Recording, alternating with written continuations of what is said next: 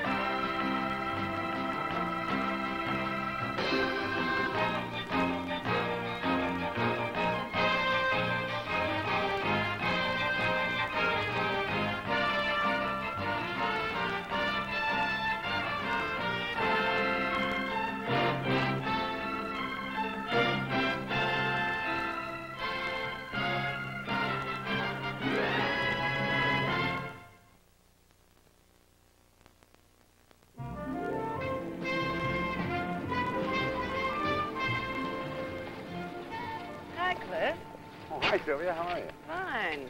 Heard you were on the lot. Yeah, I came over to talk to your cameraman, Billy Kronjager. Where is he, over there? Yeah, straight to fence. Okay. Now, don't steal our talent. Well, I hear he's the best. He is. Why don't you talk to Bracken about making your production deal here? I kind of leave that to my production manager. Oh. Say, how's your shiny new baby? Heather? She's just great. No, I meant your Oscar. Oh, he's fine. Fine. Over there, huh? Yeah. Tell him we'll call him, okay? I will. Bye. Bye.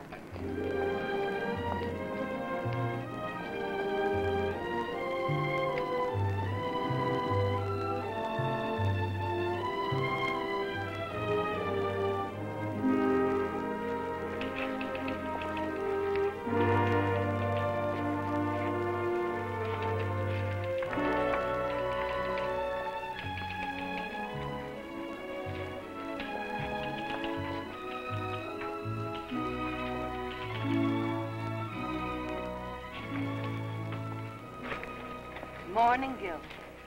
Morning. All right, Gil, we're ready. Where's Paulette? How's it going, love? Fine. Hold your horses. They'll Come be on. ready in a Hi, minute. Sil. Here it is. Let's go. And that's your copy. There it is. Today's schedule. Adjusted, revised, and final. I cannot cut it down anymore. I can't afford to lose any of these scenes and still have the same movie I started out to make. Oh, you're the director. And you, my friend, are the front office. Now, how do we get hung up on a stop date anyway? Well, it was either that or no Gil Ryder. Look, Kevin, I discussed this with you before the front office agreed. I know. At the time, I didn't see how we could miss. Now, to finish his scenes by 6 o'clock? How rough is the penalty if I don't finish it? $25,000 a day. I'm meeting with his agent in a few minutes to see if I can renegotiate. Well, I've gone over the schedule with a magnifying glass. If everything goes perfectly, and I do mean perfectly, I can have Mr. Ryder in the car at 6 p.m. tonight on his way to the airport and Rome. His whole company is ready to knock itself out.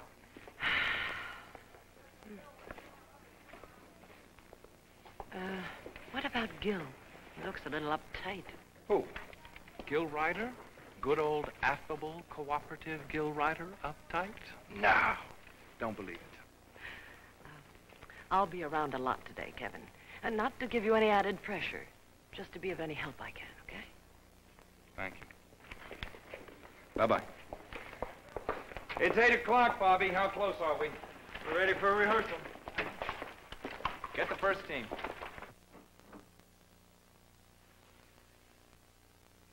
Morning. These are kind of urgent, but after your talk. Yes, all right. Nothing is as urgent as my talk with Mr. Burns. Except this.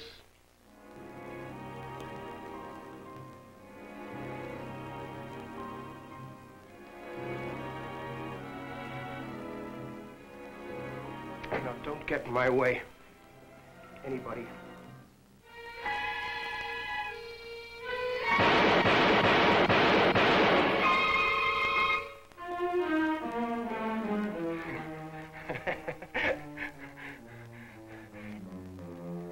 End of audition. End of what? Audition. These are blanks. And I read that Mr. Bracken was going to be out of town today. And now, Miss Caldwell, All about me. The name is Greg Castle.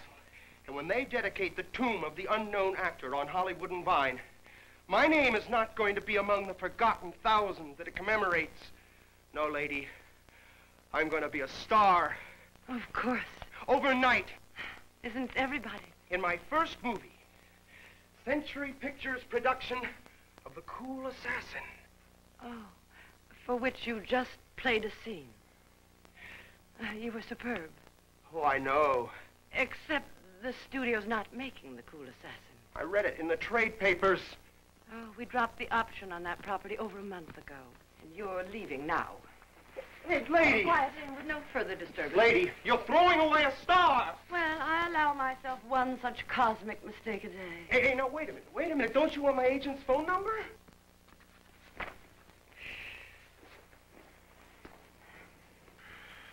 don't know whether it's a sick town or a sick world. A little bit of both.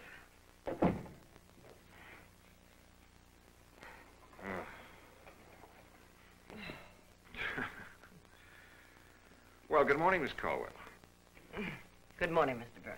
And what is on your mind this morning, Miss Caldwell? Yes. About the penalty clause for your client, Gil Ryder. If we don't finish with him by 6 o'clock tonight... You shall have to pay him $25,000 for each day you hold him over. That's the contract. You all knew that he had a picture in Rome. I don't know what there is to discuss.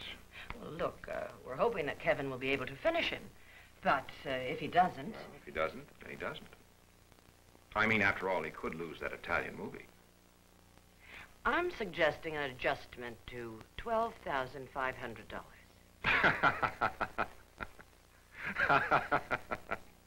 You're dreaming. No, but you'd be gambling. How and on what? Well, you'd be getting better odds than you do at the tables. I understand you enjoy that, Mr. Burns. How would I be gambling, Miss Caldwell? You'd be gambling on the studio being in real trouble and maybe needing Gil several extra days. It could happen. You know, your client isn't in a very cooperative mood. My client is a perfectionist, and you know it, Miss Caldwell. You can't call that uncooperative. I suggest we pay him $12,500 for the first day over and $45,000 for the second day over, which is a total of $57,500, which is $7,500 more than the deal calls for now. In other words, the studio will be gambling that the picture will finish today or tomorrow, and we'll be gambling that it won't. I don't know. You cut the first day's penalty payment in half, when maybe all you'll need is one additional day to finish the picture. I mean, from $25,000 to $12,500. 15 then. 20. 17. 17,500. Agreed. And you said the second day was 50,000? 45. Oh, my mistake. Yes. And the third day, 40,000. 27 and a half. You can have them for 35. $30,000 for the third day and every subsequent day.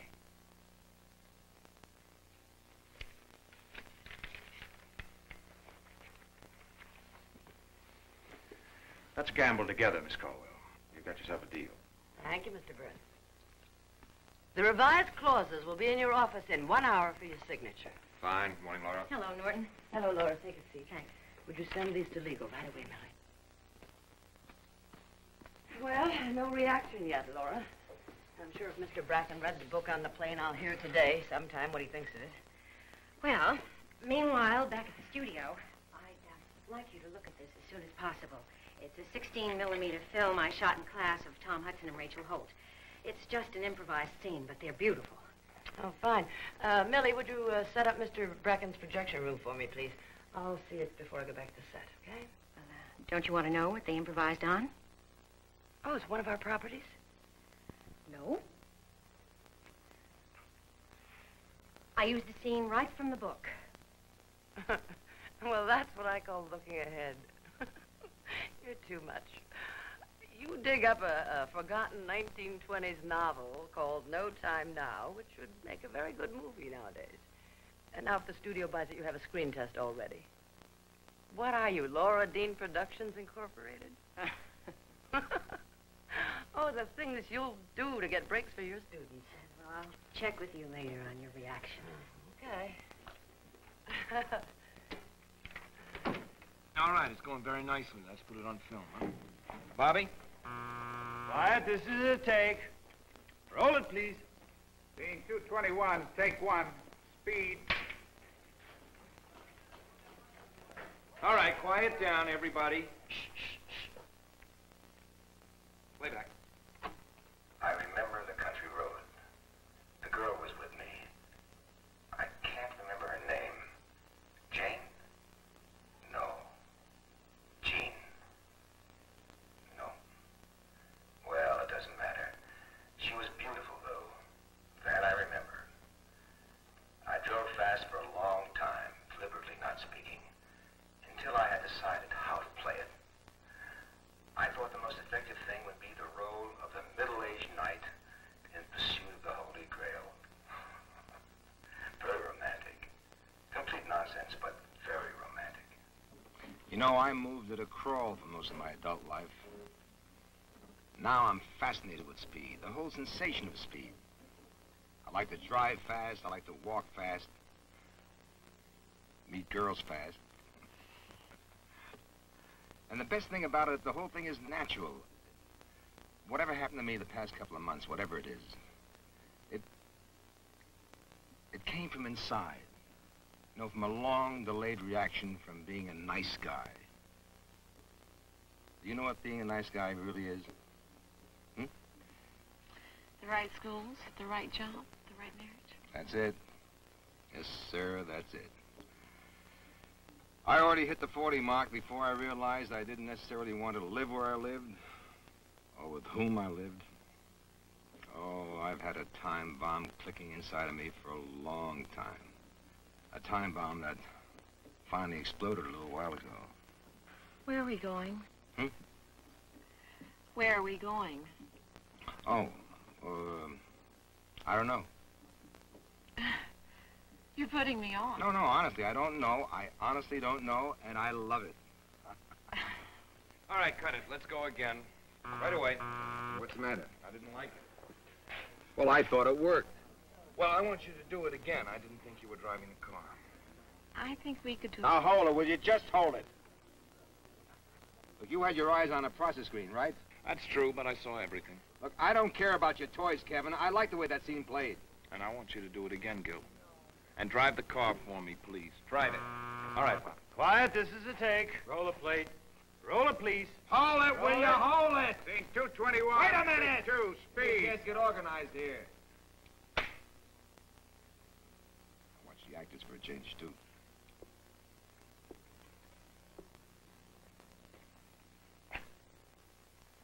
You ready, Mr. Ryder? Yes, I'm ready, Mr. Grant. Concentrate, please. I remember the country road. The girl was with me. I can't remember her name. Jane? No. Jean? No. Well, it doesn't matter. She was beautiful, though. That I remember. I drove fast for a long time, deliberately not speaking, until I had decided how to play it. Cut it, cut it. What's wrong now? I guess we got a break in the process, please. All right, get another print right away, please. Hit the house lights, boys. Let's print the first take and forget about this one. The first take wasn't good enough. Oh, now we're suddenly worried about quality, aren't we? I'll call you when rear projection is ready. Kevin. Look, Kevin, I only agreed to do this picture on account of you. And I asked Bracken to sign you, so here we are, man. A mutual admiration society. You're supposed to be a contemporary filmmaker. Look, I don't like rear projection any more than you do, Gil. Really? I think you took the easy way out. How do you like that? All right, man. You've been in this business for a few years. You tell me how I'm supposed to handle all the work we've got to do today. I would have been out on location really driving that car. I'd have had a mic on the girl and me, and a camera mounted on the hood of the car, and it would have been real, and it would have been honest. Come on, Gil. I wanted to do it that way, and you know it. But I fell behind on my schedule, didn't I? Because the two of us sat down and decided that good wasn't good enough. We wanted to go for more, and more takes time. But we came up with something that was better than good, huh? Because you know I wouldn't settle for anything less. Neither will I.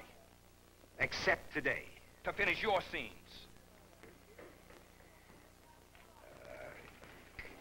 Oh, come on, Gil. Look, we both are after the same thing, the best of all possible pictures. In order to finish you by 6 o'clock Now, tonight, look, I have to you use have to rear finish me by projection. 6. Oh, I know. It's a dated technique, maybe, but it is still the basis of some of the finest movies ever made. Look, Gil, let's take all of this friction and put it back into the job where it belongs, huh? Now, that's what I was really missing in the first scene. There wasn't enough excitement. No, you see, I intend to play against the irony of the voice coming over. Fine. I don't care how you play it. I just want it with energy. And I know, man, you can do it better.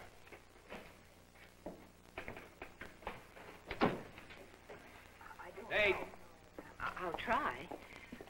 Miss Caldwell. Hold on a minute. It's for me? No, Kevin. And I sure don't want to interrupt him now. It's Mrs. Grant, and she won't leave a message. I'll talk to her. Marjorie, it's Sylvia.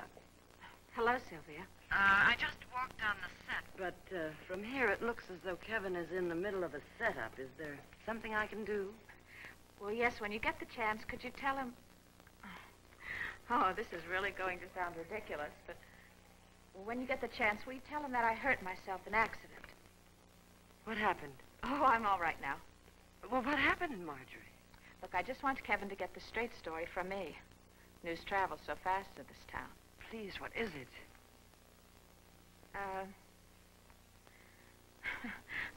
I cut my wrist.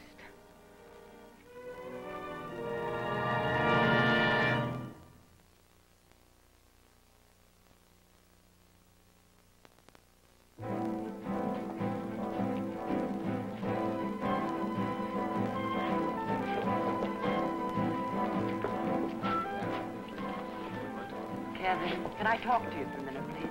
Yeah, excuse me, fellas.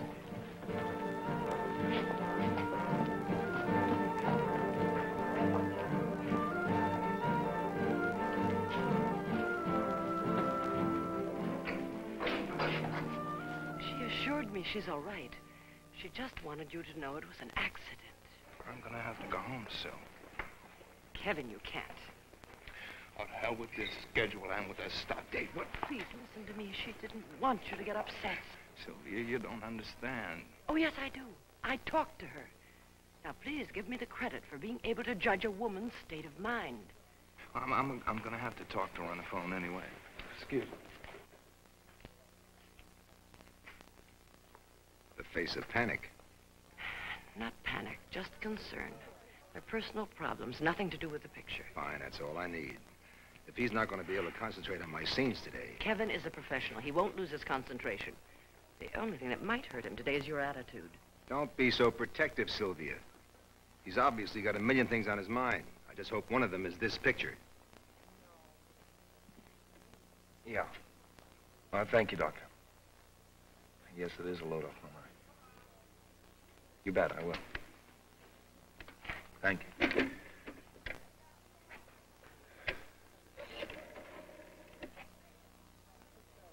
Hi, this is Kevin Grant on 12. I want an outside line, please. Hello, Laura. Ooh, you could cut the tension on this set with a knife. With process and a stop date, it all adds up. How's my student doing? Paulette? Fine. Good. Well, did you get a chance to see that film on Tom and Rachel? Ah, yes, I did. You weren't exaggerating. They were marvelous. I'll send a memo to Mr. Bracken and recommend that if he buys the book, that they should be considered for the parts. Oh, that memo could be historic. Could I have a copy? I'd like to frame it for the talent school wall. Yes, of course. Yeah. All right, I'll see you in a little while. Bye-bye. Sil? Excuse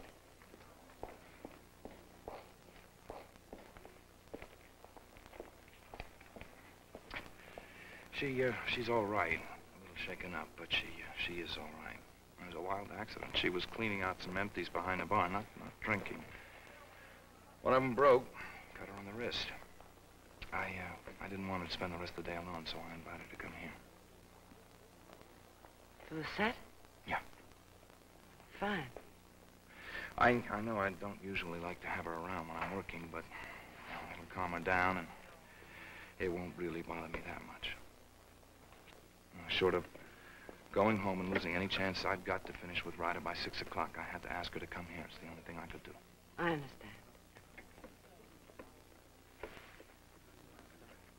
Bobby, how are we doing on the second plate? Ready to go. Excuse me. Miss Caldwell's office. Yes, will you hold, please? Mr. Bracken. Okay. Hello, Mr. Bracken. No, nothing drastic to report yet. Your suggestion worked beautifully. Gil Ryder's agent agreed to the penalty adjustment. Yes. You did? Oh, good. I'll get on it right away. All right, bye. Well, he read No Time Now and loved it. He wants to buy it. Oh, wow. Oh, wow. Well, Laura found this book. A woman. Oh, in this business, it's just great to see a woman taken seriously. Don't announce the feminine revolution yet, Millie. This studio is still a man's world. I know, and that's why I like to see a woman do something on this side of the camera, aside from basting a hem or brushing the leading lady's hair. Say, do you know Kevin could cut 4 scenes from the schedule today? 4 scenes. That would save us hours. Do you want me to call the set? Why? Well, so you can tell Mr. Grant. I think it would be better if we let the idea occur to him. What if it doesn't? Oh, it will. Go on, find out what agent handles No Time Now. Well, can I tell Laura that Mr. Bracken okayed buying the book? Not until we've made a deal. And now, lunch. Sylvia Caldwell. I'll be right there. And now, no lunch.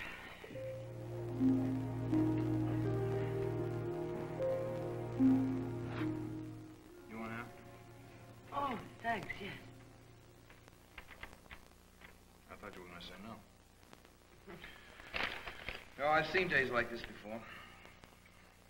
One little thing breaks the rhythm, and then another, and then pretty soon everything is uphill. No, I don't think I'm going to finish Gil by 6. Well, then when you've finished your lunch, why don't you put in a call to Bracken and simply tell him?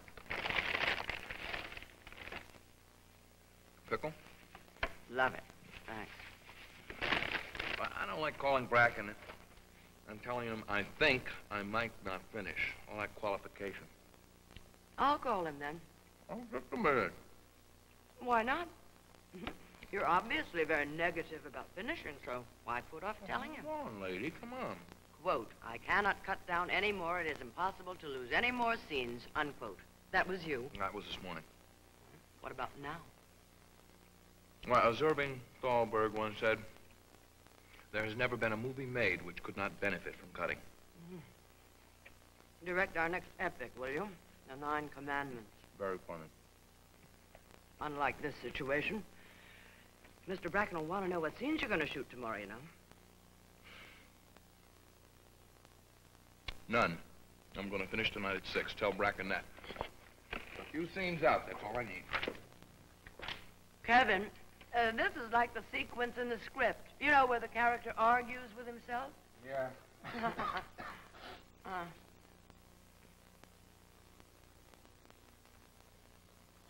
Yeah, it is, isn't it? You're absolutely right. And that's exactly the sequence we don't need. 3 1/4 minutes of screen time, which are actually unnecessary. Oh, no, I'm serious. Here, look. Gil makes his decision on film in scene 239. So I have 3 1/4 minutes of him rapping to himself about it beforehand. That doesn't make sense. Oh, they're out. Where's my pencil? Those scenes are out. And don't worry about Ryder. Oh, I'm sure you can handle him. I can. The scenes are gone. It's an excellent idea, Kevin. Excellent. Yeah, you're right. It is, isn't it? You know, I have this strange feeling that you've had this same idea before. Well, the thought had crossed my mind.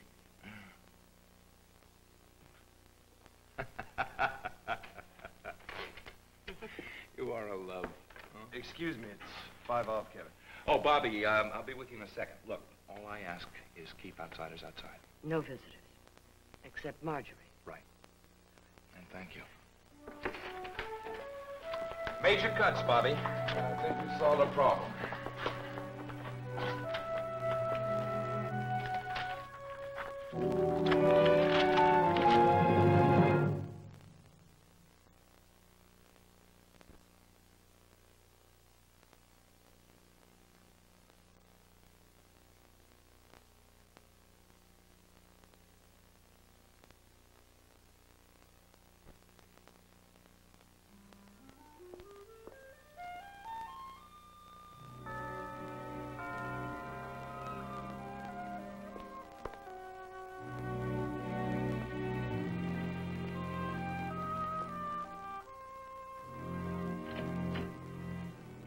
Hello, Marjorie. Hello, Sylvia. Won't you come in? Thanks. I won't take up much of your time. You were on your way out? To the studio. How's your wrist?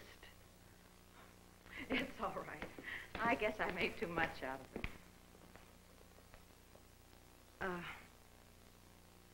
I don't know how to say this, except to come right out and say it. Please don't come to the studio today, Marjorie. Wow, you have one hell of a nerve. I know, but Kevin has such a terrible load, and... It was Kevin, my husband, who asked me to come. Look, Marjorie, Kevin doesn't know that I'm here. But I do, and I resent it. And you have every right to. Just as I have a right to protect the studio's interests. What do you think I'm going to do once I get on the set? Plant a bomb? Oh, I know all about the stop date and the drama with Gil Ryder. Then let Kevin finish the picture. He'll finish it. At the moment, that's a gamble. For Kevin and for the studio. The studio. The whole studio and nothing but the studio. So help me, you are all alike. You never even consider anything else. Not one of you has a life away from it. This is a critical day. Please don't come today. Just today.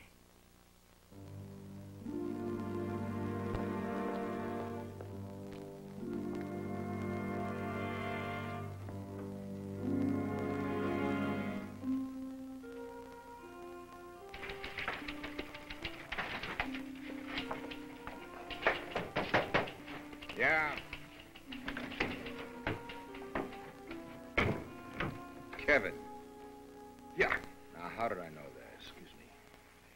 Gil, the lab just called. My antenna are out today. I can pick up on anything. Right now, I know that you have a very big problem. Yes, I do. The lab just called. We have a negative scratch. No. On a scene that we shot this morning, I want to Forget it. shoot it again. From the top, scene 221. Negative scratches are in. Also flares on film and all that sort of thing. I want to reshoot the scene, Gil. Hmm? With whom?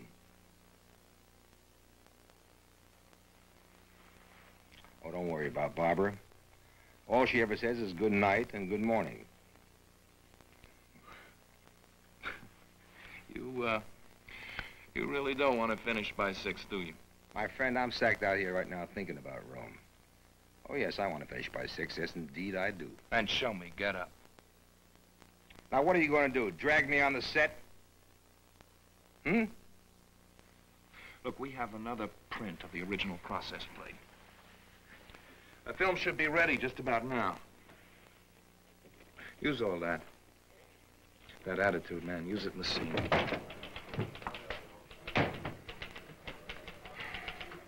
Carl, get Mr. Ryder into the correct wardrobe for 221, please, right away. We have to do a retake. Kevin, I just found out you're cutting my one big scene. Oh, Paulette, I'm cutting 4 scenes because I've got to...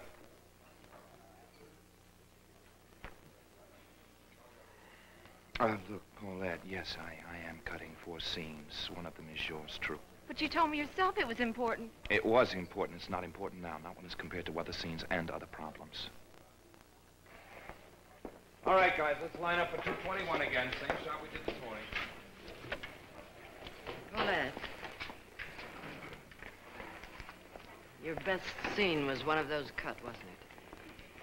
I know it hurts, but try not to feel put down. I know. It's all experience. It is. You have to look at it this way. Century Pictures is going to ask you to do walk-ons. A line or two in this, a page in that. You'll lose a part, get a part. But in the meantime, you're under contract here and you get a weekly check. And far more important than that, the training you get here at the talent school, you couldn't get anywhere else. But that doesn't keep it from being frustrating. You want it all right now, don't you, overnight? Well, I wish it worked that way, but... I've seen the way the studio operates. Oh? The people who make the most noise wind up with the best parts. That's not true. Miss Caldwell, I sit back and I do what I'm supposed to do. And look what happens. Do you know what Rachel Holt would have done if Kevin Grant had cut her one big scene? She would have made an issue, a great big issue, taking it all the way to the top, to Mr. Bracken if she had to. And Mr. Bracken would have said, Rachel, get back to the set. Please help us, Paulette. We need your help. Tomorrow you may need ours. Left these wardrobes waiting for you. Where are we going? Hmm? Where are we going? Oh, I don't know. You're putting me on. No, I'm not putting you on. I honestly don't know. It's a brand new feeling, and I love it. I thought I carried it off rather well. The truth was, and I knew it at the time, that I was hopelessly locked into a way of life, chained to it, and I wasn't about to get out of it, unless... Print it. Very nice. Killer plate. Bobby, get him into Killer the plate. wardrobe for the next setup. Everything work out all right back there? Perfectly, Gil. It was very nice, Paulette. There were no pictures of an iceberg or anything flash on the screen? It was a good job, Gil, all the way around. All right, fellas, let's move the mock-up around. All right, Paulette.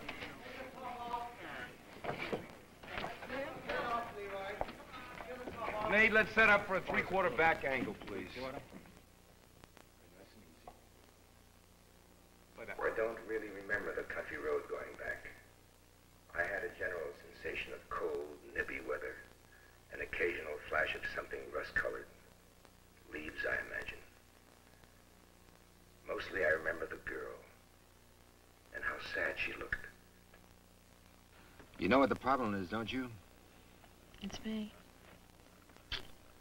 That's such a feminine point of view. The problem is me. Somehow I was born into a lifestyle that I couldn't change, even if I wanted to change. Like with you. I don't know, it's guilt, fear. Fear? Yes, probably. Fear of leaving the things I know. Fear of a new way of life. But you were so confident. What happened? You're looking for a specific. That's very, very young. I'm not sure there was any one thing, any one moment, anything that was said. You were charming, lovely, beautiful. You made no demands. It was me in the city of New York. Me in the office in the city of New York. Cut it. That's a print. Very lovely. Why don't you get in the wardrobe and be in this change? Very nice, both of you. All right. All right, fellas, let's move the mock-up around for the next scene.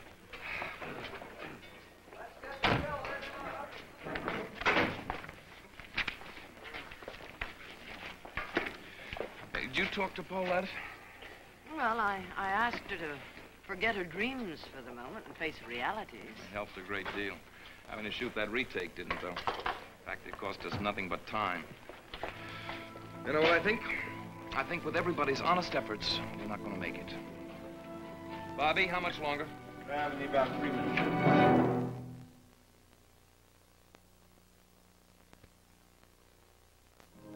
Yes. Yes, will you hold a moment, please?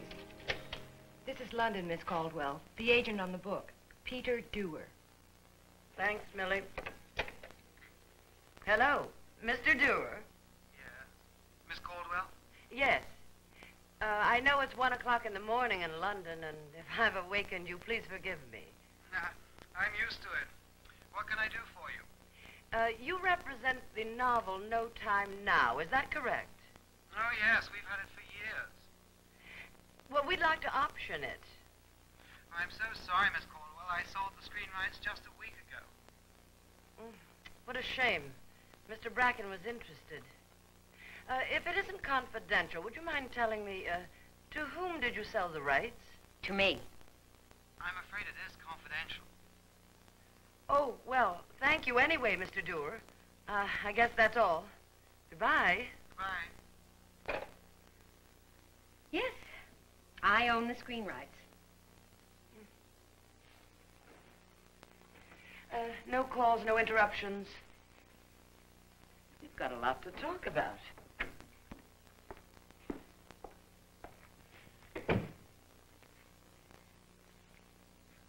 Sylvia, I'd like you to speak to Mr. Bracken for me. I want to give the screen rights to the studio. Give them? Yes. Well, I've seen you fight for your students before, but to go this far... I'm not an altruist, not at all. I want to direct the film.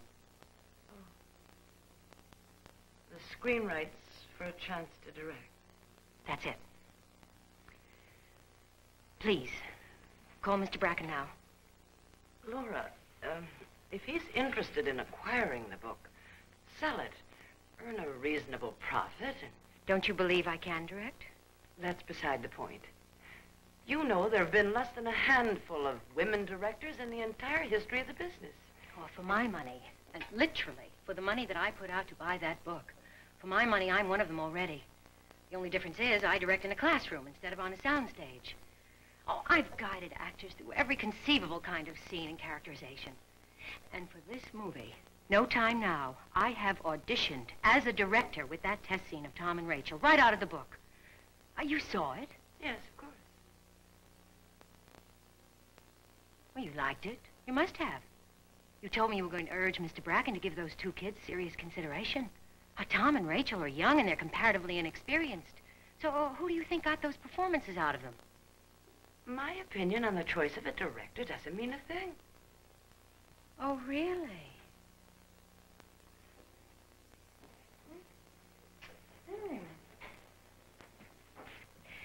Didn't your recommendation bring Carl Durand back to the studio? A big-name director who hadn't worked in years. And you gave the word, and then, bang, he was back on the lot shooting.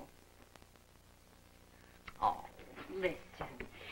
You sit next to Mr. Bracken in that projection room, and now don't tell me he doesn't turn around to you and say, Sylvia, what do you think? So, to anyone who wants to get anywhere at Century Pictures, it matters a whole lot what Sylvia Corwell thinks. All right. I don't want to recommend you as a director to Mr. Bracken. I don't want to because, while you and I both know that the person with the talent should direct, male or female, we both also know that the industry is... prejudiced. Yes, deeply. Laura, look at it this way. You've put severe qualifications on this deal. Severe enough to kill any interest Mr. Bracken might have. Now, what if he says no to the whole thing? The rights to the book and the directorial assignment? Everything you have in this might be washed down the drain. And another thing. I assume you want Tom and Rachel to play the parts. Well, absolutely. But if Mr. Bracken doesn't want them, I'm not going to fight. Well, you see, this time, I'm only concerned about me. You know, for once, I am thinking of me.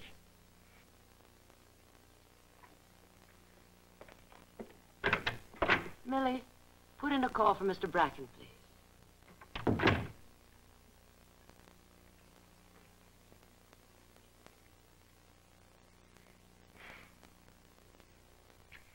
The corn may be green, Sylvia, but I'm not anymore.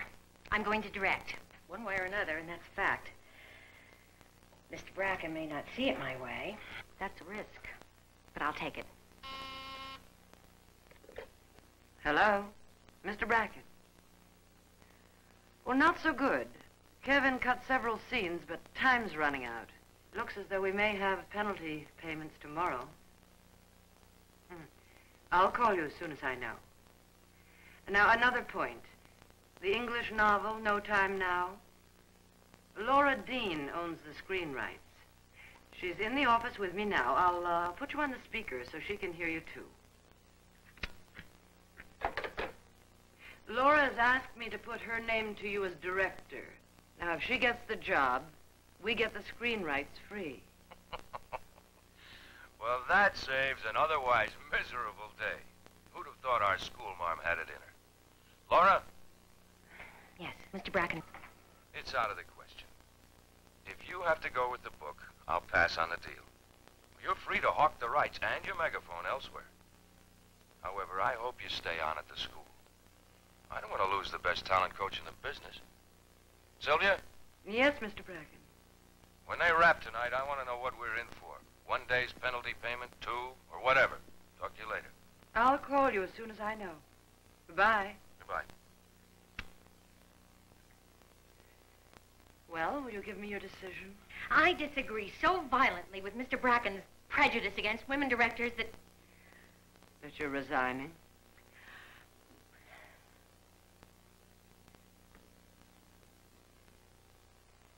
No.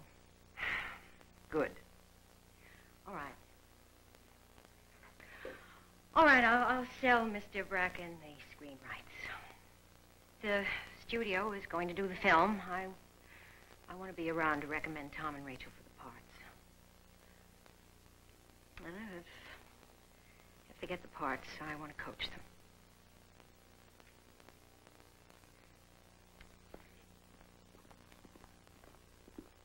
Miss Caldwell, you're wanted like now on the set. Miss Caldwell? Hello, Tom. I was on my way to see you. Could you call Millie and make an appointment for tomorrow? We can talk then, I'm sure. Oh, Miss Caldwell. They're waiting for me on the set. Did you see the film? Of you and Rachel? Yes, it's excellent. I told Laura.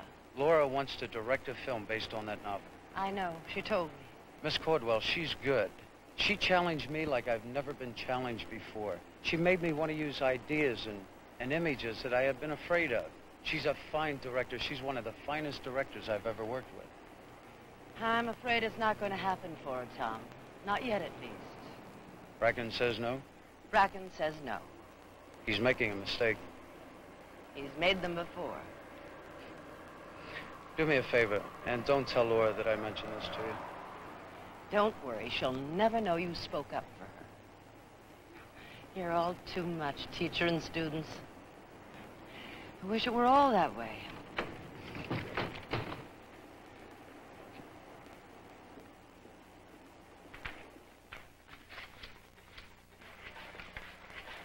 Looks very good, Nate. Right.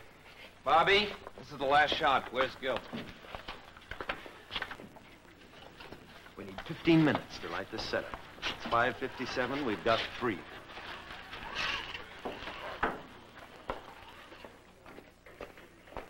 Norton, you're not going to make it. I need a 15-minute extension. Can you give it to me? How about it, Mr. Burns? A deal is a deal, Miss Caldwell. If you have to go into penalty payments, Kevin, we'll do it. It's up to you. Gil, I need that shot. The car can't be empty. Sorry. My hands are tied.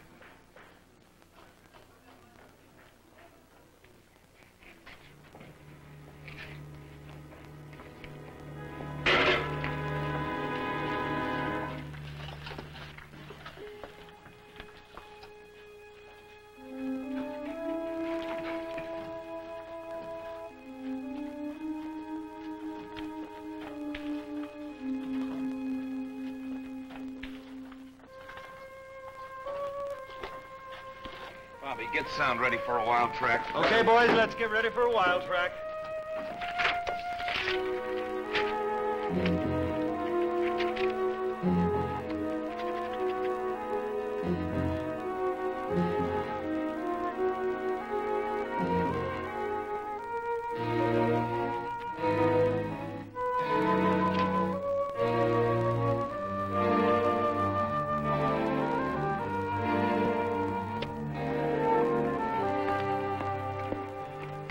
Got about 30 seconds to look that over. Howard? Anytime. Bring the sound boom in over here, please.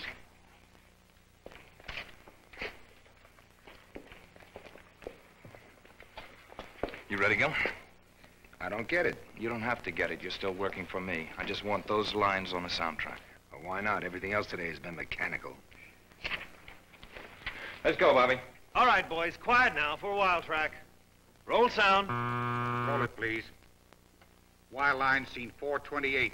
Take one. Speed. Go. I was going back. Back to the old way of life, the old job. But my heart wasn't in it. It was like I wasn't in that car at all. Keep rolling. Once more, Gil, huh? For real.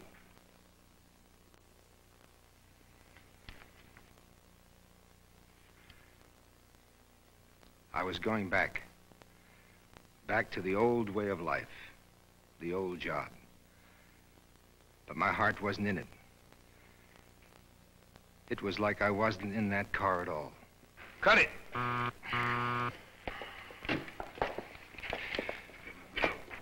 going to use those wild lines over the empty car. The empty car against the process. Your ordeal is over, Gil. You're in the wrong set and the wrong studio. Say ciao to Dino De Laurentiis for me. And Barbara, what can I tell you? You're going to be a sensation on the Via Veneto. Yo, come on, the plane's waiting. Oh. Good night.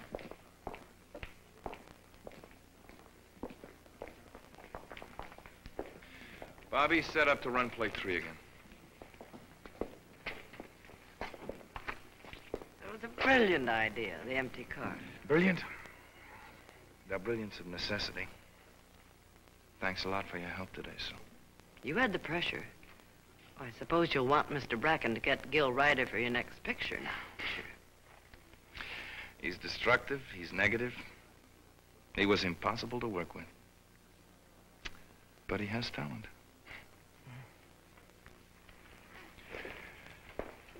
All right, Nate, let's take a look at what this brilliant idea is going to come off as. Roll the plate. I was going back. Back to the old way of life, the old job. But my heart wasn't in it. It was like I wasn't in that car at all.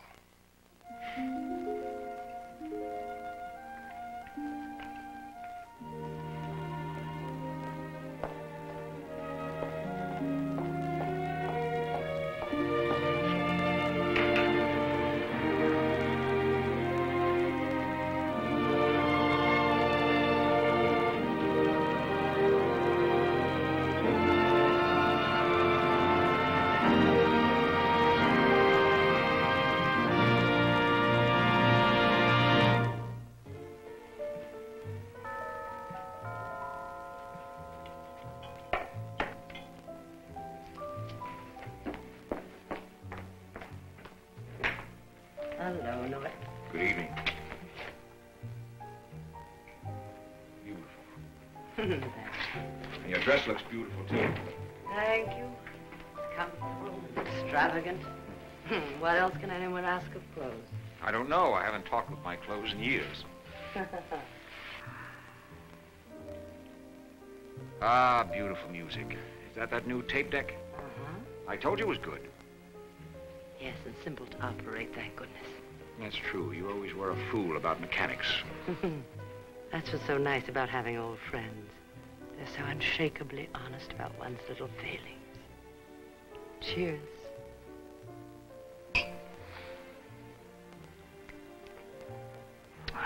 Perfect. Just like this evening is going to be. I found a new restaurant.